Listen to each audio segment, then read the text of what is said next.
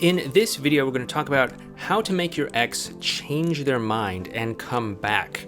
But first, my name is Clay with ModernLove.life, where we help you get the great loving relationship that you're looking for without having to play mind games, without having to play hard to get, and without having to pretend to be someone or something that you are not, because you deserve to be loved for the unique, amazing, and wonderful person that you are. And if you agree with me, do me a favor and hit that thumbs up button for this video. It sends a strong message to YouTube that, hey, Clay's videos are all right, and maybe we should show them to more people that might benefit from them. So please make sure you hit that thumbs up button.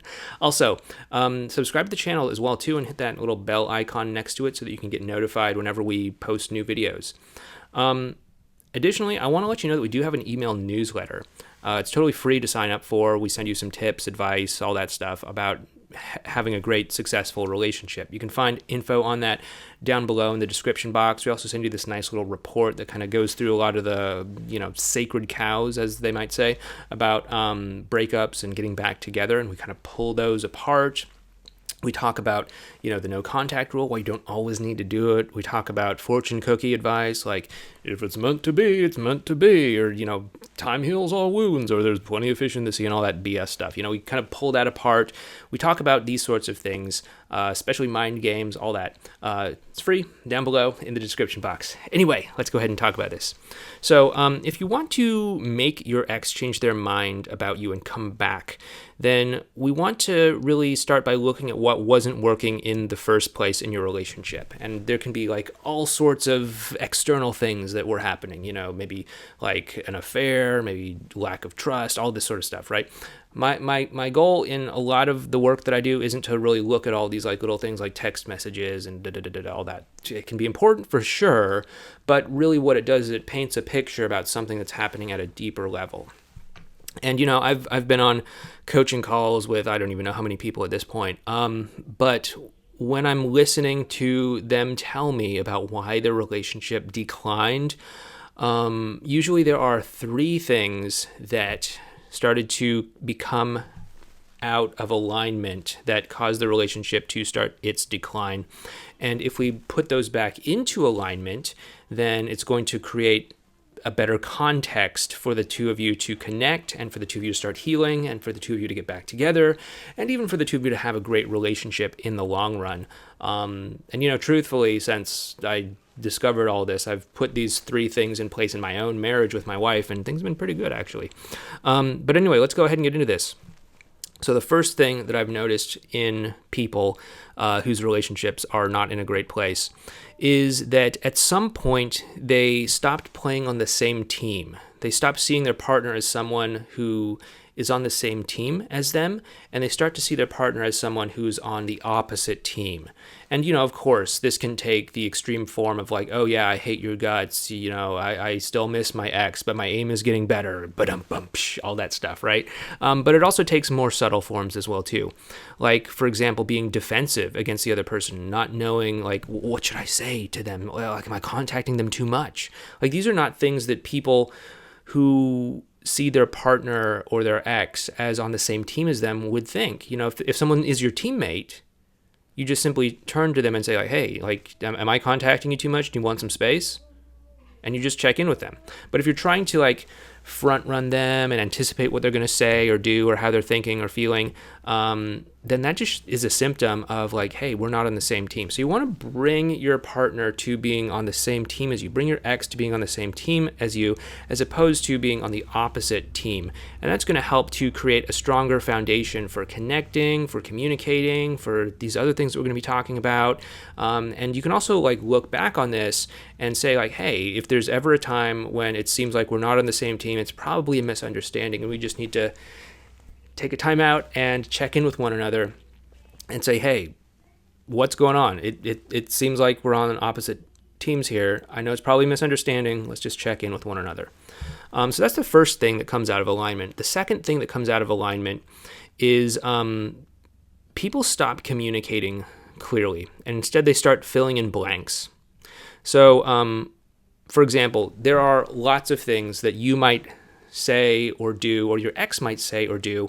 Let's start with your ex first. There are lots of things that your ex might say or do that maybe you don't understand why they're saying or doing it. Like, Why is it taking them 6 hours to reply to a text, or 2 days to reply to a text? Why are they posting this photo on Instagram? Why are they taking this photo down? Why did they say that? Why are they spending so much time with this other person? These are all gaps in our understanding, and we don't necessarily know why they're doing these sorts of things. And we often fill in these gaps with our own thoughts, which are often a reflection of our own fears, insecurities, and anxieties and doubts. And we say, oh, they're taking so long to text back, probably because they're losing interest. They're taking down photos because they're trying to forget about me. They're spending so much time with that other person because they're falling in love with them and they're moving on from me and they never want to talk to me again. These are possible explanations for why your ex might be saying or doing these sorts of things, but it's only speculation. We don't actually know why they're doing or saying these sorts of things. We're just noticing this gap and we're filling it in with our own fears, anxieties, and doubts. And what you want to do is you want to not fill in the doubt. You want to resist that urge to do so. And you want to just simply, again, because you've put in the work to get on the same team, you want to talk about that gap with them and say, like, hey, like, what's going on with this, right? You want to get curious about it. Don't fill in the gap yourself, but instead try to close the gap by getting curious and interacting with your ex. That's how people on the same team would do it. At the same time, your ex might also be experiencing gaps in your behaviors, right? They might be like asking, well, why are you wanting to meet up in person? Why do you keep talking to me? Why do you text me so much? Is it because you want to get back together with me and you're not actually interested in how I feel? Is it because you don't respect what I said before or something like that? And so they're filling in the gaps with their own fears, insecurities, anxieties, and doubts, right? They might be too relationship focused themselves and they don't understand that you're just connecting with them because you like connecting with them. And they think that you're just trying to go for some sort of hidden agenda of getting back together with them at all costs without any sort of respect or thought or care about maybe where they're at emotionally. And so what you want to do is you want to be aware of this and you want to like close those gaps preemptively with your ex by kind of letting them know why you're saying or doing certain things, giving them a reason so they don't have to invent that reason themselves. So anyway, that's communication. That's the second thing that comes out of alignment that causes your ex to or causes your relationship to decline and potentially end in a breakup. And then the third thing is, of course, trust. Now, trust is an important element in a relationship. And of course, this includes like big trust, like, hey, I trust you not to cheat on me. But this also includes smaller versions of trust, like, hey, I trust that the person that I'm going to interact with is going to be essentially the same person that I saw yesterday or the day before or something like that, and that you're going to consistently show up over a period of time in a consistent sort of way. And that would, of course, include being on the same team, that they can trust you to be on the same team, and that they can trust you to communicate clearly, and they can trust you to do, all sorts of other things as well, too. And trust is really something that's cultivated over a stretch of time. It's not something you can just like say some magic words and suddenly someone's going to trust you. Trust is something that's like, okay, yeah, I've seen this consistently over several days or weeks or months or whatever, and then suddenly something clicks and it's like, okay, that's just how you are, I get it. And so it's these three things that come out of alignment that cause a relationship to struggle or that cause it to even end up in a breakup. And if you want to make your ex change their mind and come back to you, you want to start to bring these three things into alignment. Be on the same team, communicate clearly, and consistently show that trust over time, okay? And that's how you're going to do that. Once again, if you do want to learn more about all of this, I think a great place to start is to sign up for our email newsletter. Again, it's totally free. Not going to, charge you money for it or anything like that. We do have courses and products and coaching and all that, but this is just like a great way to get like a little free sample of what our philosophy is and see if it, works for you before you even decide to, buy anything.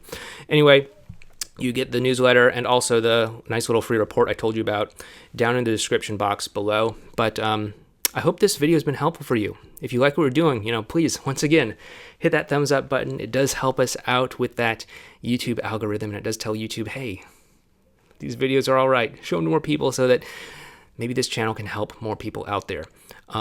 Seriously, though, hit that YouTube thumbs up button. And also subscribe to the channel, too, so that you can get notified when we upload and post new videos. If you do want to learn more about how to connect with your ex on an emotional level, you might be interested in checking out this video series over here on what we call advanced relational skills, or you might want to check out this video right here. But once again, my name is Clay with modernlove.life. I hope you found this video helpful, and please take care, Enjoy the rest of your day, and thank you so much for spending at least a little slice of your day with me. Take care, and I'll talk to you next time.